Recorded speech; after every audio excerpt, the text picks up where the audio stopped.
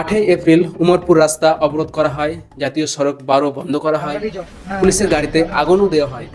এই সমস্ত কিছু ঘটনা ঘটার সময় তখন একটা রাজনৈতিক প্রতিবাদ হিসেবেই দেখা হচ্ছিল, কিন্তু ধীরে ধীরে এই পরিস্থিতি হাতছাড়া হতে শুরু করে। 11 এপ্রিলের পর থেকে প্রতিবাদ আর প্রতিবাদ থাকে না। সরকারি বেসরকারি গাড়ি ভাঙচুর, নিমতিতা স্টেশনের ট্রেনকে লক্ষ্য করে পাথর ছোড়া, রেল লাইনকে অবরোধ করার চেষ্টা, স্থানীয় সাংসদের অফিসেও হামলা করা হয়।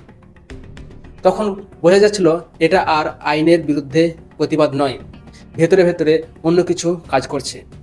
আর 12 এপ্রিল এই দিনটা ছিল জাফরাবাদের জন্য একটা ভয়ঙ্কর দিন। সেদিন এক হিংসাত্মক মব সরাসরি ঢুকে পড়ে হিন্দু পাড়ার গলিতে।